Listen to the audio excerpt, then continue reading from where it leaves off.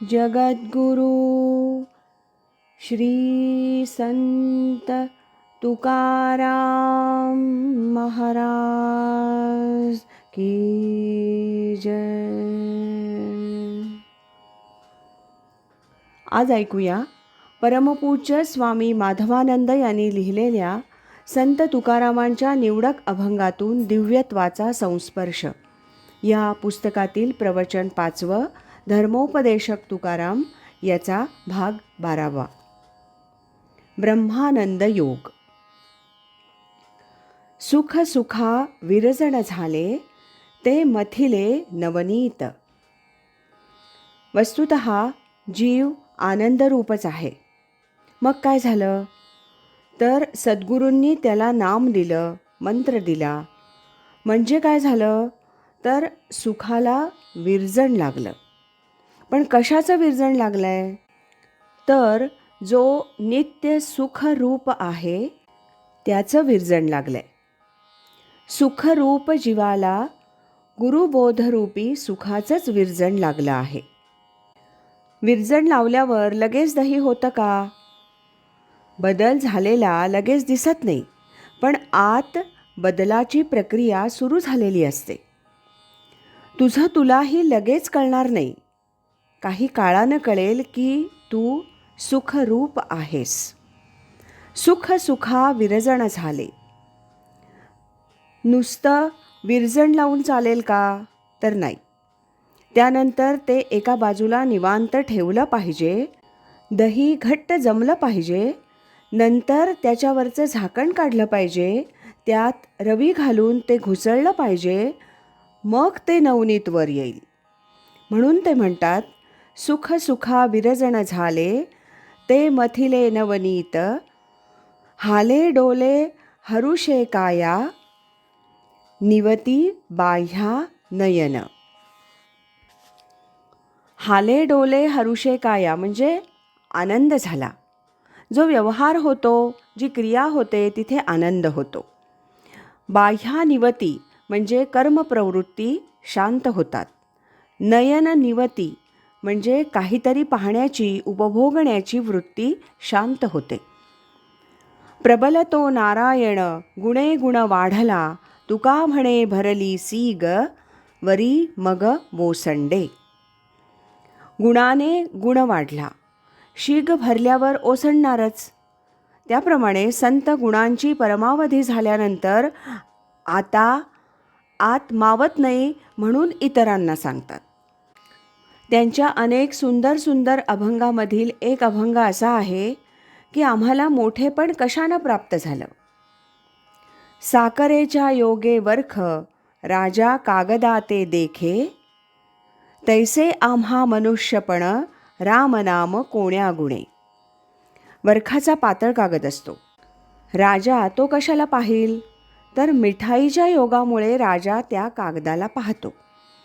आमच्या ओठाला रामनामरूपी मिठाई लागलेली आहे, त्यामुळे आम्हाला मोठेपण प्राप्त झालं. फिरंगीच्या योगे करी राजा काष्ट हाती धरी. राजा काष्ट हातात धरेल का? नाही. पण तलवारीची मूठ लाकडाची असते. तिला हातात धरण्याच्या निमित्तानं तो काष्ट हातात धरतो. तसं नामाच्या निमित्तानं देवानं आम्हाला स्पर्श केलेला आहे. रक्त कनक योगे लाख कंठी धरिती श्रीमंत लोक. श्रीमंत लोक कधी लाख गळ्यात घालतील का?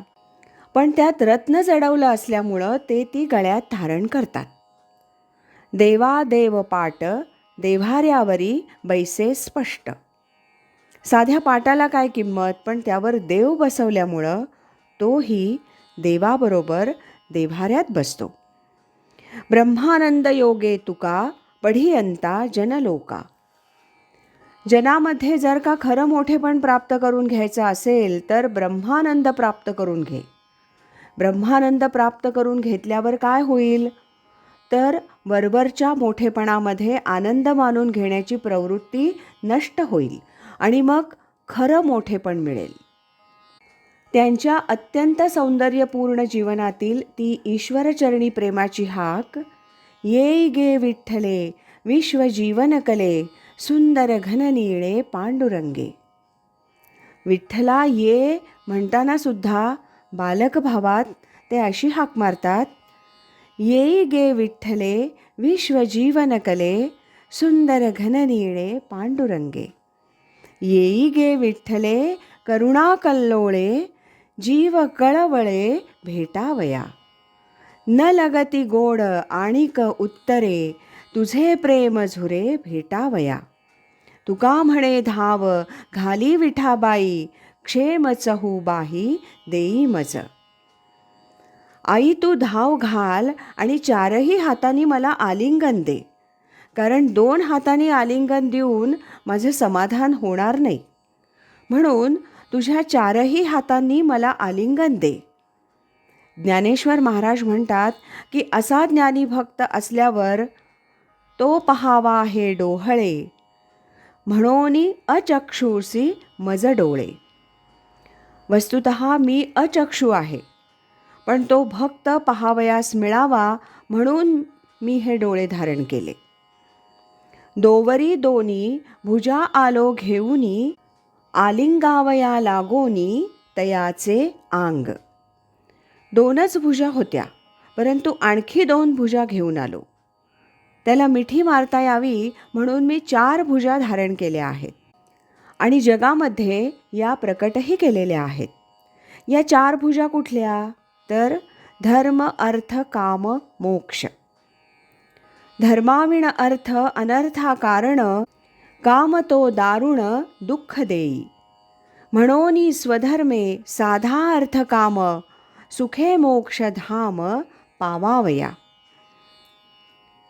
विश्वंभराची अभंग पूजा.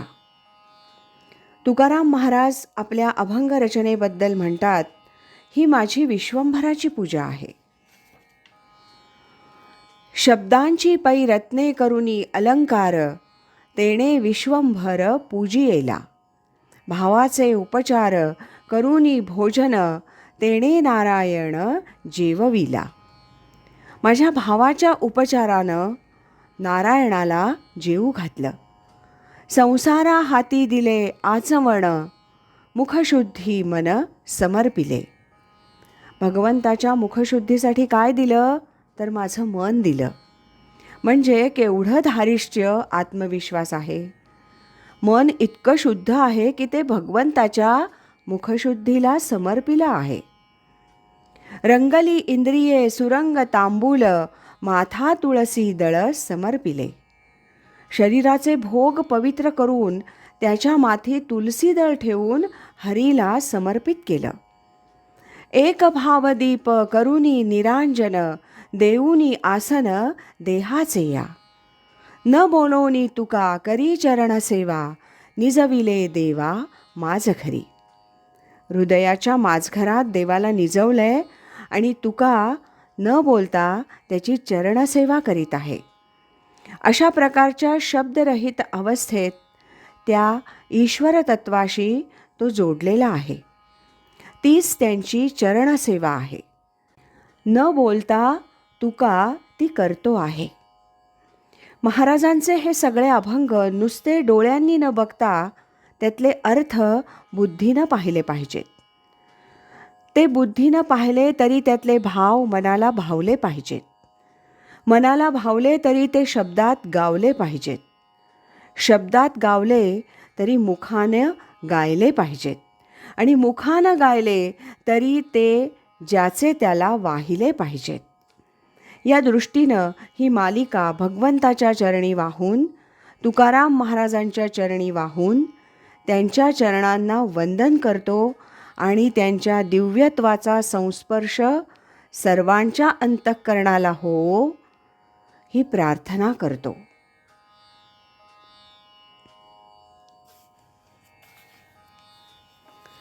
याबरोबरच परमपूज्य स्वामी माधवानंद यांनी लिहिलेल्या संत तुकारामांच्या निवडक अभंगातून दिव्यत्वाचा संस्पर्श या पुस्तकाचं वाचन आज समाप्त होत आहे.